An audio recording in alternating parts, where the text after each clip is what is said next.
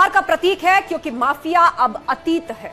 CM योगी ने आज खुले मंच से एक बार फिर से ऐलान किया कि यूपी में अब माफिया राज नहीं, कानून का राज है। सीएम योगी की माफिया को कड़ी चेतावनी, निकाय का प्रचार, योगी का माफिया पर प्रहार। सीएम योगी का संदेश, माफिया मुक्त प्रदेश, नो कर्फ्यू, नो दंगा, यूपी में सब कुछ चंगा। जो कहा कर दिखाया, माफिया की गर्मी निकाल दी। बगैर किसी का नाम लिए सीएम योगी ने इस तरह की बातें कहते हुए विपक्ष पर कड़ा प्रहार किया। तो सवाल वही, निकाय की हुंकार, माफिया पर सीधा प्रहार। योगी ने चिताया, ओवैसी को रास ना आया। विपक्ष की माफिया पर मेहरबानी, कानून व्यवस्था से परेशानी। शुरू करेंगे डिबेट, पहले ये रिपोर्ट।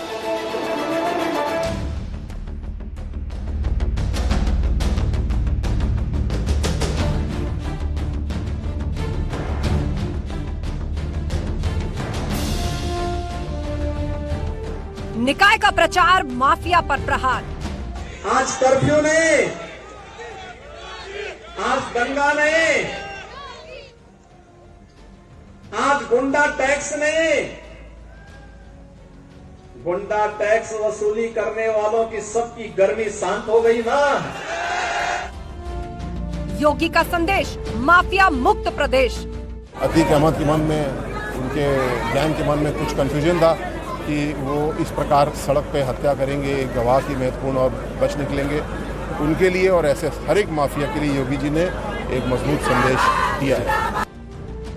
नो कर्फ्यू, नो दंगा, यूपी में सब चंगा। नो कर्फ्यू, नो दंगा, यूपी में सब चंगा। रंगदारी न फिरोती, अब यूपी नहीं है किसी की पपौती।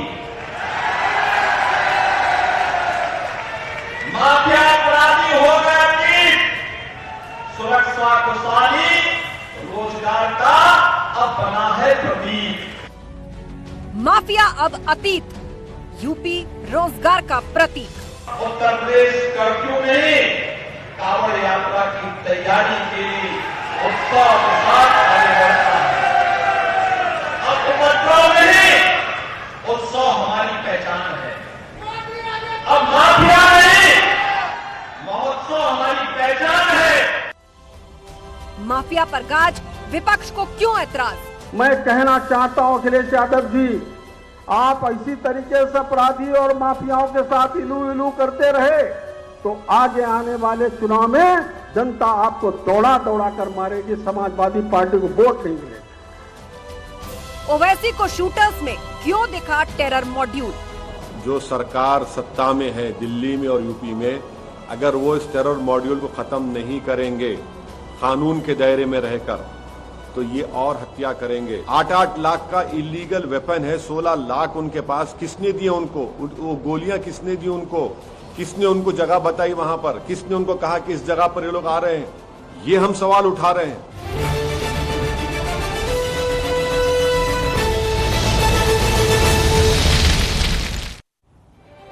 और अब वक्त है आज मां बहस के सवालों का। एक एक करके आपको बताते हैं कि आज कौन से सवाल हम मां बहस में उठाने जा रहे हैं। सवाल नंबर 1, क्या योगी सरकार के एक्शन ने माफिया की गर्मी निकाल दी है? सवाल नंबर 2, क्या योगी सरकार संगठित अपराध में कमी लाने में कामयाब रही है? और सवाल नंबर 3, क्या क्राइम में कमी आई है? यूपी में क्या अब सब चंगा है? और इन सवालों के जवाब के लिए हमारे साथ गेस्ट पैनल जुड़ चुका है। हमारे साथ अनिला सिंह जी हैं, प्रवक्ता बीजेपी, कपिल श्रीवास्तव जी हैं, प्रवक्ता समाजवादी पार्टी, विजय मिश्र हमारे साथ है, नेता बसपा, सैयद जावेद हमारे साथ जुड़ गए, राजनीतिक विश्लेषक, आलोक वत्स जी भी हमारे साथ हैं, राजनीतिक विश्लेषक। आप सभी मेहमानों का बहुत बहुत स्वागत है। चर्चा हम करेंगे, लेकिन शुरुआती 30 सेकंड में आप लोग अपनी अपनी बात रखिए। शुरुआत कपिल श्रीवास्तव जी आपसे कर रहे हैं। आपने देखा होगा कि अतीक का यूपी आना, उसके बाद एनकाउंटर असद का होता है, फिर हत्याकांड होता है अतीक अशरफ का। अभी तक कोई खुलकर कुछ नहीं बोल रहा था, लेकिन आज जनसभा आपने देखी होगी, साफ तौर पर मुख्यमंत्री ने कहा कि अब न कर्फ्यू न दंगा, यूपी में सब कुछ चंगा। माफिया हो गए अतीत, यूपी अब रोजगार का प्रतीक। 30 सेकंड।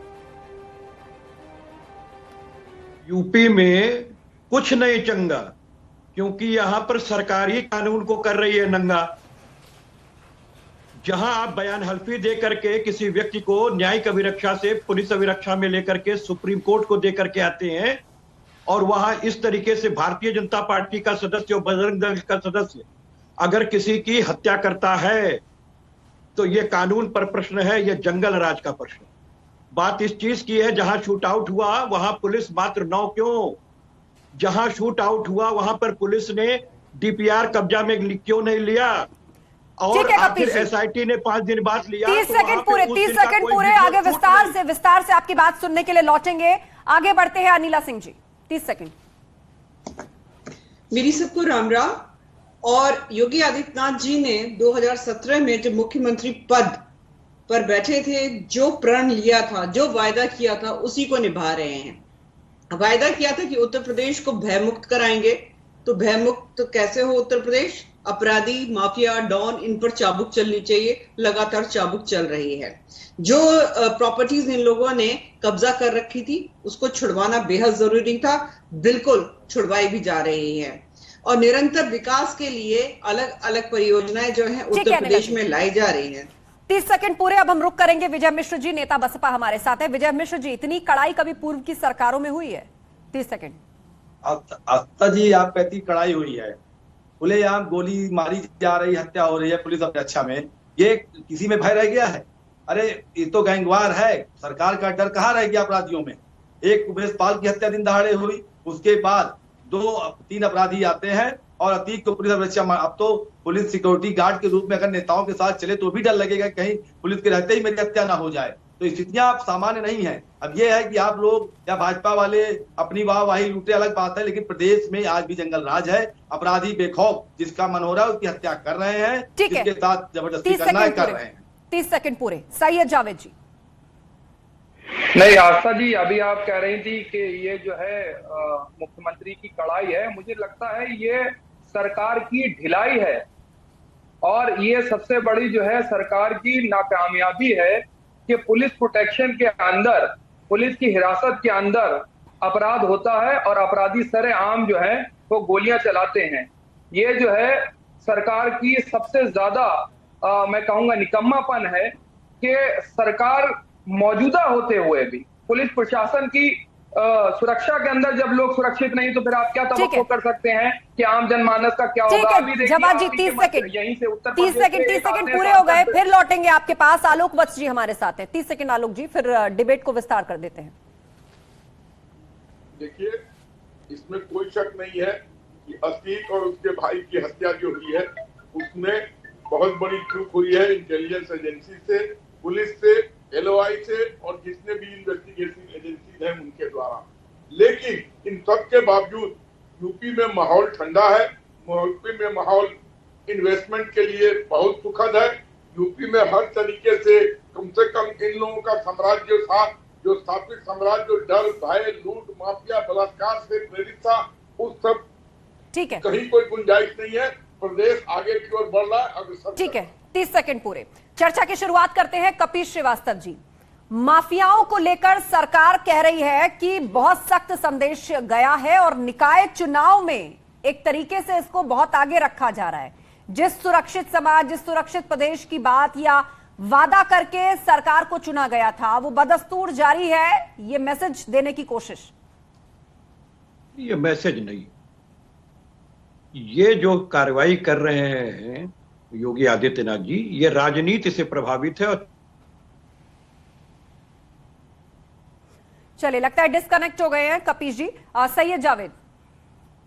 देखिए आस्था जी, उत्तर प्रदेश के अंदर जिस तरीके से सरकार का रवैया रहा है, मैं आपको बड़ी जिम्मेदारी से कहता हूं, आज ही उत्तर प्रदेश से एक सांसद साहब आते हैं, उनके खिलाफ जो है हमारे भारतीय खिलाड़ी जो है वो धरने के ऊपर बैठे हुए हैं। क्या सरकार कार्रवाई कर रही है? और इतने दिन तक FIR क्यों नहीं हुई? आप देखिए उत्तर प्रदेश सरकार के अंदर कितने ऐसे मंत्री हैं, 20 से 22 से अधिक ऐसे विधायक हैं जिनके ऊपर आपराधिक मुकदमे और बलात्कार, हत्या, लूटपाट के हैं। अभी 100 से अधिक विधायक ऐसे हैं जिनके ऊपर गंभीर धाराओं के अंदर मुकदमे हैं। माननीय मुख्यमंत्री जी जो ये बात कह रहे थे, वो उनका कहने का मकसद ये था कि जितने अपराधी, गुंडे, मवाली, जितने भी लोग हैं वो भारतीय जनता पार्टी एक वॉशिंग मशीन की तरीके से, अगर आप भारतीय जनता पार्टी ज्वाइन करते हैं ना, आपके पास ईडी आएगी, ना इनकम टैक्स। जवाद जी, आप जो ये सारी बातें कह रहे हैं, ये बातें जो आप कह रहे हैं जवाद जी, क्या उसकी आड़ में जो कार्रवाई असद पर हुई, जो मुख्तार अंसारी, आफशा अंसारी, शाइस्ता परवीन, गुड्डू मुस्लिम पर चल रही है वो गलत है।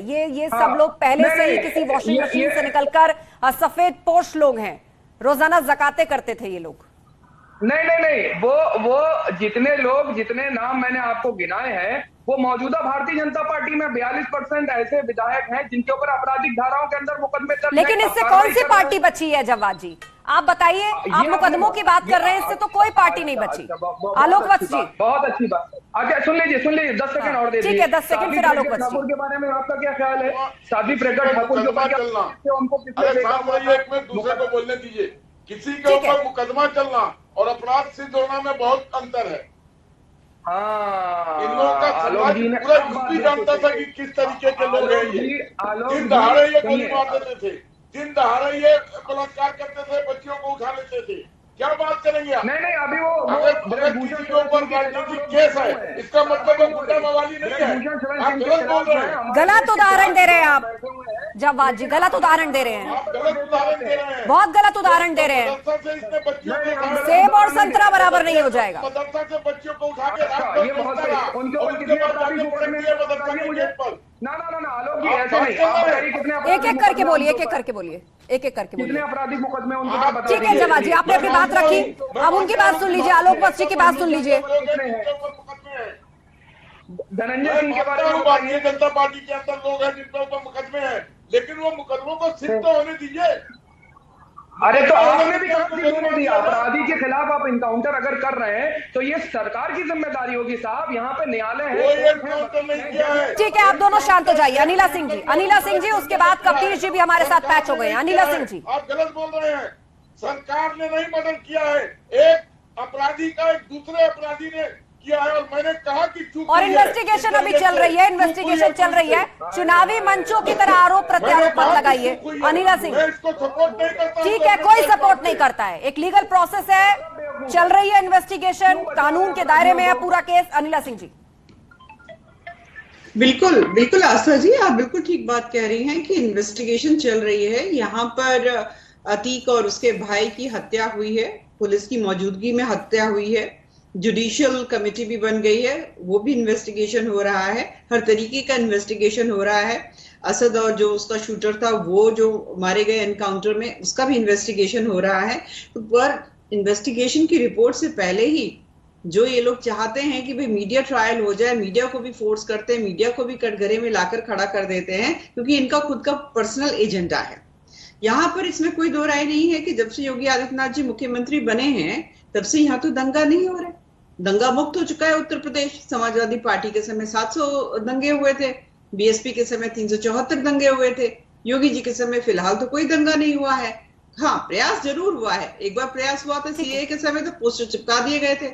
इसका जवाब अभी रामनवमी के यात्रा में आपने दंगों का जिक्र किया अनिला जी, और बाकायदा एक आंकड़ा भी दिया। कपिल जी, मेरी आवाज आप तक पहुंच रही है? तो अनिला जी एक आंकड़ा दे रही हैं और कह रही हैं इतने 100 दंगे सपा की सरकार में हुए और 300 कुछ दंगे बसपा की भी सरकार में हुए, और जब से भाजपा की सरकार आई है कोई दंगा नहीं हुआ। और यही तो आज मंच से कहा जा रहा था, न दंगा न कर्फ्यू, यूपी में सब चंगा। देखिए, इसके दो पहलू, एक तो ये कि एक ये झूठ बोल रही है। जब इनकी सरकार 2017-2018 में आई तो उसी वर्ष 195 दंगे हुए थे। अब ये दंगे की परिभाषा बता दें कि आईपीसी के किस सेक्शन में। दूसरी चीज मैं आपको एक पूछ रहा हूं कि अभी जो ये कानपुर के अंदर हुआ और इससे पहले जो सीए वाला लखनऊ के अंदर था, वो दंगा नहीं था तो क्या? और तीसरी चीज मैं पूछ रहा हूं, जो दूसरा मैंने आपको कहा, जब दंगेबाज सत्ता में होंगे तो दंगा कौन करेगा? तो यही तो हकीकत है। चाहे आपने इसको गोधरा में देखा होगा, चाहे मुजफ्फरनगर में देखा होगा, जो 5 इनके अभियुक्त थे वो मुख्य थे, हाईकोर्ट के जो रिटायर्ड जज थे उनके द्वारा आहूत की गई आख्या के बाद एफआईआर दर्ज, और उस पर से ये मुकदमा उठा रहे। तो ये कहने वाली बातें हैं। और मैं एक चीज कहता हूं कि दुनिया में या उत्तर प्रदेश के अंदर या भारत के अंदर सिर्फ 2 ही माफिया नहीं है। इन्होंने बाकायदा 65 की लिस्ट जारी की, जिसमें इन्होंने तमाम अपने लोगों को जो माननीय बना रखे हैं वो भी हैं, चाहे वो ब्रिजेश सिंह हो, ब्रिजभूषण सिंह हो और विनीत सिंह हो, तमाम ऐसे लोग नाम है। वो क्या कंचे की गोली से हत्या करते हैं? वो किसी माँ बहन का क्या सिंदूर नहीं उजाड़े हैं? योगी आदित्यनाथ जी पर उन पर कब रहम होगी? अजय मिश्रा टेनी साहब जिन्होंने उकसा करके 4 किसानों की हत्या करा दी, उन पर कब बात होगी? ठीक है, आलोक और तेल मालिश कराने वाले चिन्मयानंद पर से मुकदमा बाबा जी क्यों उठा लिए?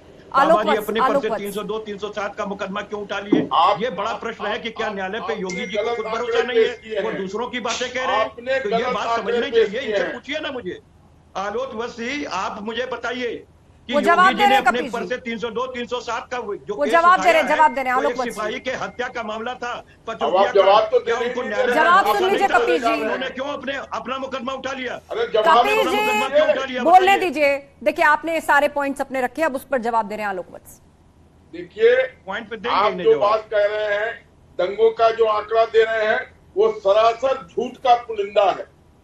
बस हो गया, बस एक लाइन में झूठ का पुलिंदा हो गया।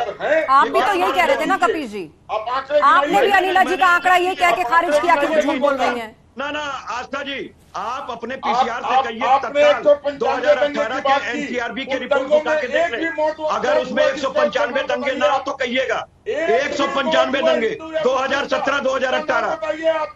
आप अपने पीसीआर को कहिए कि तुरंत वो करके देख ले गूगल। आलोक जी आपको डेटा दे रहे हैं, एक बार उनकी पूरी बात सुन लीजिए कपिल जी, चाहे वो हिंदू हो चाहे मुस्लिम, पूरी बात सुन लीजिए उनकी। आप बात कर रहे हैं, कपिल जी उन्हें बोलने दीजिए, आप अनइंटरप्टेड 50 सेकंड बोले हैं, आपने बहुत सारे बिंदु रखे, आपने मुख्यमंत्री को भी निशाने पर लिया, उसका जवाब भी सुन लीजिए, उसका जवाब भी सुन लीजिए। ठीक है आलोक जी, मैं 1 मिनट आपको भी रोक रही हूँ, मैं 1 मिनट के लिए आप सबको रोक रही हूँ। हम अपने दर्शकों को आज कुछ बताना चाहते हैं। आप देख रहे होंगे कि किस तरह निकाय चुनाव का माहौल चल रहा है उत्तर प्रदेश में, बहुत सारी राजनीतिक गतिविधियां चल रही हैं, इस बीच बहुत सारे बयान भी दिए जा रहे हैं। तो सवाल यह है कि आज कौन किस पर पड़ा भारी, ये सवाल आज हम पूछ रहे हैं और आप हमें ट्वीट कर सकते हैं, सोशल मीडिया के माध्यम से हमारे साथ जुड़ सकते हैं। हैशटैग महाबहस के साथ आप ये ट्वीट करके हमें बता सकते हैं कि आज कौन किस पर पड़ा भारी। आलोक वत्स जी अपनी बात पूरी कीजिए। देखिए ये कपिल जी गलत बता रहे थे, 195 दंगे के आंकड़े इन्होंने सभ्य झूठ बोला है। एक भी व्यक्ति की मौत का जिसका हुआ हो हिंदू या मुसलमान, ये उसका नाम बता दे तो वहां का माहौल बिल्कुल भयमुक्त है। कितने लोग दंगे में मरना कहाँ जोड़ रहे हैं? पोसा था 65 दंगा जो है, 65 लोगों की मृत्यु हुई थी मुजफ्फरनगर में। मुजफ्फरनगर में 65 लोगों की हुई थी, उसमें मुख्य अभियुक्त भारतीय जनता पार्टी के विधायक हैं। आपको साफ सुन जाएगा, कभी श्रीवास्तव का जवाब नहीं सुनिएगा। आप बता नहीं रहे हैं कि योगी जी ने अपने ऊपर से 302, 307 का केस क्यों उठाया? क्या उनको माननीय न्यायालय पे भरोसा नहीं था? या केशव प्रसाद मौर्य जी पे गंभीर धाराओं में मुकदमे विचाराधीन नहीं है? ये बताइए मुझे, क्या उनके ऊपर जो है? अरे आप सवाल पूछ रहे कपिल जी, लेकिन जवाब भी तो सुन लीजिए ना। आप बताइए बताइए कह रहे हैं, लेकिन वो जब बता रहे हैं तो आप सुन नहीं रहे हैं। उनकी बात आने दीजिए, बात आने दीजिए। जब आप बोल रहे हैं तो आपको कोई इंटरप्ट नहीं कर रहा है। आलोक जी, उसके बाद अनिला सिंह जी। देखिए इन्होंने भी टेनी का नाम लिया, टेनी जी का क्या इसमें रोल था? उनके बेटे का रोल था और जेल के सलाखों के पीछे किया। वहां की जनता ने इनको कराया जवाब दिया, 6 की 6 सीटें भाजपा के झोली में पटक दी। अगर इस तरीके का वहां अत्याचार हुआ था तो वहां के लोगों को तो सबक सिखाना चाहिए था बीजेपी को। ये क्या बात कर रहे हैं? आज वही प्रदेश है जहाँ 33,000 करोड़ का इन्वेस्टमेंट आ रहा है, इनके समय में 3 करोड़ का इन्वेस्टमेंट नहीं आया और ये बात कर रहे हैं। ठीक है, 7 से 22 एयरपोर्ट होने जा रहे हैं, 14 all India institute of medical sciences और मेडिकल कॉलेज खुलने जा रहे हैं। ठीक है आलोक जी, अब मुझे लगता है इस सब के बारे में अनिला जी विस्तार से बता सकती है। अनिला जी। देखिए बिल्कुल, और मैं आपके पैनल पे बैठकर सुन रही हूँ, लगातार सुन रही हूँ, जब क्योंकि अतीक के ऊपर डिबेट्स हर चैनल पे हो रही है, कि ये जो अतीक था 95% जिनको टारगेट करता था, जो उसके विक्टिम्स थे, वो मुसलमान थे। हाँ, अमीर मुसलमान भी थे, मध्यम वर्गीय भी थे, गरीब भी थे, रिश्तेदार भी थे, दोस्त भी थे, मुसलमान थे। 90 to 95% जो थे विक्टिम जो थे मुसलमान थे। आज यहाँ पर बिल्कुल युवा हैं सैयद जवाद साहब, मैं ये आशा करूंगी कि ठीक है, आप भारतीय जनता पार्टी का आपको विरोध करना है, बिल्कुल करिए, ठीक है। ये लोग तो बैठकर यहाँ पर अपनी अपनी राजनीति कर रहे हैं, पर आप एक युवा मुस्लिम हैं, आप बताइए ऐसा दरिंदा जो ना तो अपने दोस्तों को देखता था, ना अपने रिश्तेदारों को देखता था, ना अपनी कौम को देखता था, ना अपने धर्म को मानता था, दरिंदगी करता था, दरिंदगी करता था, दरिंदगी करता था। आज अगर वो मर गया या उसको उसके ऊपर उसके पूरे गैंग पर चाबुक चल रहा है, तो वो सही चल रहा है या गलत चल रहा है? केवल इसलिए क्या इसलिए उसका मुकदमा लड़ेंगे कि वो मुसलमान था? क्योंकि ये दोनों ठीक है, लोग और ये केवल सवाल इसलिए मैं उसका रोज मुकदमा पूछ लड़ रही रहे हूँ, हैं, वो रोज मुसलमान पूछ रही हूँ, जो तरफदारी करते हैं कि क्या अतीक अहमद जैसा व्यक्ति किसी कम्युनिटी, अपनी कौम के लिए कोई आइडियल या हीरो हो सकता है, जो उसका महिमा मंडन किया जाए या उसको बचाने के लिए सवाल खड़े किए जाएं? आस्था जी, आई वांट टू रिस्पॉन्ड। देखिए, किसी को सजा देने का काम न्यायालय का है और सरकार का काम सजा देने का नहीं। अनिला सिंह जी, आप गलत मिसाल दे रहे हैं। इस देश के अंदर अदालतें हैं। आप इस देश के संविधान को इतना कमजोर मत कर दीजिए कि इस देश के अंदर अदालतें ही बंद कर दी जाए और न्याय का देने का काम जो है वो सरकारों का हो जाए। माननीय मुख्यमंत्री जी ने शपथ जो है वो संविधान की ली थी, किसी और की नहीं ली थी। और जितने भी मंत्री होते हैं या प्रधानमंत्री होते हैं, सब संविधान की शपथ लेते हैं। क्या संविधान के विरुद्ध जाकर के काम नहीं हुआ? ये आप कैसी नजीर पेश करना चाहती है? आप चाहती है कि इंसाफ सड़कों पे हो? आप चाहती हैं ऐसा? हम नहीं चाहते ऐसा। बिल्कुल सख्त कार्रवाई करिए, कोई नहीं रोकेगा आपको, लेकिन अनिला जी कुछ कहना चाहती है। अनिला जी काउंटर में कुछ कहना चाहती है, बोलिए अनिला जी। बिल्कुल, मैं जो सैयद जवाद जी ने अभी उत्तर दिया, मैं यही उत्तर की अपेक्षा इनसे कर रही थी, क्योंकि इन लोगों को योगी महाराज का केवल विरोध करना। संविधान से हटकर योगी जी ने ना तो आज तक कुछ किया न वो करेंगे। एनकाउंटर अगर होता है तो पहली गोली बदमाश की तरफ से चलती है, तो उसके रेपिटेशन में पुलिस गोली चलाती है और उस गोली में कोई भी मर सकता है, पुलिस वाले भी मर सकते हैं और बदमाश भी मर सकता है। अरे शांत होकर बैठिए, क्या परेशानी हो रही है? दूसरी बात, अतीक और उसके भाई की जो हत्या हुई है, बिल्कुल पुलिस कस्टडी में हत्या हुई है, गलत हुई है, उसकी जो है इन्वेस्टिगेशन चल रही है। तो योगी जी कोई भी अनकॉन्स्टिट्यूशनल काम नहीं करते हैं साहब। आपको भगवा से एलर्जी है तो आप भगवा के खिलाफ कुछ भी बोलेंगे, एक दरिंदे के साथ भी आप खड़े हुए दिखाई दे जाएंगे। तो आपकी विचारधारा आपके साथ, आप जैसे युवा मुस्लिम जो है, मैं सोच रही थी शायद कुछ समझदारी की बात करेंगे, पर वो एक घिसी पिटी बेकार सड़ी गली बात। सुनिए आस्था जी, आप बताइए, अपराधियों का महिमा मंडन करना जो है, महिमा मंडन तो आप लोग कर रहे हैं। अरे सुन लीजिए, मैं एग्जांपल देता हूँ आपको, एग्जांपल के तौर पे। मैं कैसे सुन लूं? आप ये बता दीजिए, समाजवादी पार्टी ने अतीक अहमद के खिलाफ कितनी बार उसकी पेशी करवा दी थी? हत्या करी। नहीं, अब आप 1947 मत चले जाइए, 2023 की बात करिए। वैसे भी विजय मिश्रा जी, आप देखिए 2004 और 5 राजू पाल की हत्या के बाद से आज हम 2023 में चर्चा कर रहे हैं यहाँ पर बैठकर। 30 साल हो गए, 30 साल हो गए। आप 1947 चले जाइएगा, हम तो इस 30 साल का जवाब ले रहे हैं। इस बीच इतनी सरकारें रही, आई गई, 2-2 टर्म्स उन्होंने सर्व किए, उसके बावजूद भी अतीक जैसे हत्यारे खुले कैसे घूमते रहे? विजय मिश्रा जी, ठीक है जवाद जी, विजय मिश्रा जी। आस्था जी, मैं एक बात ही बोलूंगा कि अभी रईस शुक्ला को समाजवादी पार्टी से भाजपा में ज्वाइन कराया गया, तो क्या वो पूरे पाक साफ हो गए? और अभी आपने कहा 30 साल, तो 30 साल में या तो सरकार ये मान ले कि अतीक और अशरफ के साथ जो हुआ उसमें सरकार की संलिप्तता थी। अगर वो वही ले रहा है कि अतीक की हत्या हुई या अतीक का मर्डर हुआ या इनकाउंटर जो भी हुआ, नहीं, वो तो ये कह रहे हैं कि इतनी पेशियां किसी ने करवाई नहीं, इतनी मजबूत पैरवी किसी ने करवाई नहीं, उम्र कैद की सजा हो गई थी अतीक अहमद को। और आपने देखा ही होगा पूर्व की सरकारों में वो पेशी पर किस तरह आता था, जैसे कि कोई फिल्म स्टार शूटिंग के लिए जा रहा है हाथ हिलाता हुआ, किसी पुलिस वाले की हिम्मत नहीं थी करीब आकर खड़े हो जाए। संपादित करता था, जेल से अपने साम्राज्य को चलाता था इनके संगठन में। ये तो सब जानते हैं कि जेल में किस तरह के दरबार लगा करते थे, मुशायरे हुआ करते थे, बड़े बड़े सूरमा और कवि उनके लिए शायरी पढ़ा करते थे, हर दिल अजीज बताया जाता था उसको।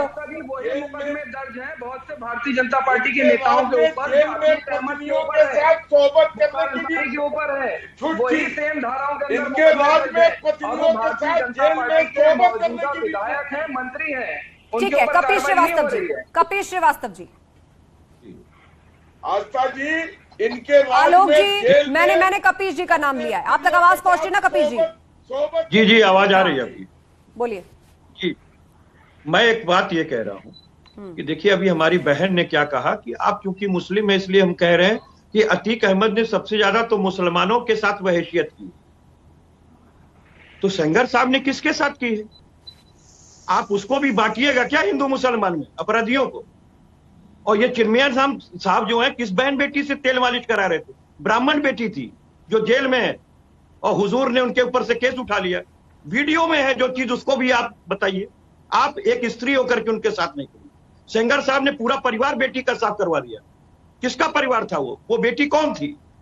और अभी जो दीक्षित जी के परिवार पे चला है बुलडोजर, याद है ना, दो महिलाएं जला दी गई प्रशासन के द्वारा। उनको कब होगा एनकाउंटर? कब जाएगा बुलडोजर? यही वहेशीपन करेंगे क्या?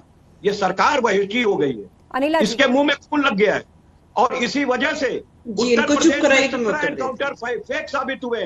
506 से ज्यादा। ठीक है कपिल जी जवाब ले लीजिए, आपने बहुत संगीन आरोप लगा दिए, जवाब ले लीजिए अनिला जी से। हाँ अनिला जी, उसके बाद आलोक कर अनिला जी। देखिए, सबसे पहली बात तो ये, कुलदीप सेंगर को पार्टी से किसने निकाला? हमने निकाला। कुलदीप सेंगर के ऊपर सीबीआई इंक्वायरी होनी चाहिए। किसने कराई? योगी आदित्यनाथ जी ने कराई। जवाब सुनिए, चुप होकर बैठिए। गायत्री प्रजापति जो गायत्री प्रजापति बच्चियों को भी नहीं छोड़ता था, उसकी कैंपेनिंग कौन कर रहे थे? मुलायम सिंह यादव कर रहे थे, अखिलेश यादव जी कर रहे थे। हाँ, मुलायम सिंह यादव जी क्या कहते हैं? लड़के हैं, गलती हो जाती है।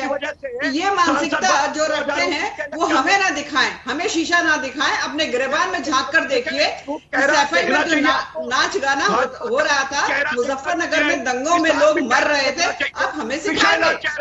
आप हमें सिखाएंगे? कानपुर की घटना जो आप बता रहे हैं, कानपुर की घटना में योगी आदित्यनाथ जी दोषी हैं। कितने हिंदुओं को मरवा डाला आप लोगों ने, ठीक है, किसी से छुपा नहीं है। ठीक है चलिए, आप दोनों शांत होइए। जाते जाते आलोक जी कुछ कहना चाहते हैं। आलोक जी बोलिए, मुझे शो वाइंड अप करना है। देखिए, मुख्तार अंसारी या अतीक अहमद या आजम खान, इनका सबसे पहला टारगेट मुस्लिम ही होता था। बाद में ये दूसरों पे जाते थे। जौहर यूनिवर्सिटी बनी, सारे मुसलमानों का जमीन हड़प लिया आजम खान ने। अतीक ने कितने मुसलमानों को मरवाया प्रयागराज के अंदर, और बहु बेटियां उठाई। उसके भाई ने मदरसे से लड़कियां उठा के ले गया। किसी भी बिल्कुल, और ये तमाम केसेस किसी से छिपे हुए नहीं है। प्रयागराज की गली गली में इन केसेस के बारे में सब जानते हैं, लेकिन फर्क इतना है कि तब हिम्मत नहीं थी इस बारे में बात करने की। आज खुद परिवार सामने आकर कह रहे हैं कि देखिए हम पर ये जुल्म सितम हुआ है। इतना ही नहीं, अतीक अहमद उन कब्जाई हुई जमीनों के ऊपर एक अलीना सिटी बनाना चाहता था और जहां की डेमोग्राफी चेंज करके वहां पर खास तौर पर एक समुदाय को बसाना चाहता था, ताकि वो और उसका परिवार हमेशा के लिए उसको अपनी अजेय सीट बना ले, उसके माध्यम से हाउस में अपनी जगह पक्की कर ले। लेकिन यह मंसूबा पूरा नहीं हुआ। आप सभी पैनलिस्ट का बहुत बहुत शुक्रिया इस चर्चा में शामिल होने के लिए। तो आपने सभी पैनलिस्ट की बातें सुनी, सभी जितने भी हमारे चर्चा के लिए मेहमान जुड़े हुए थे उनकी दलीलें सुनी, लेकिन ये आपको तय करना है कि कौन किस पर पड़ा भारी। तो आप हमें ट्वीट कीजिए #महाबहस पर और बताइए कि कौन किस पर पड़ा भारी। महाबहस में फिलहाल इतना ही। खबरें जारी हैं, आप जुड़े रहिए।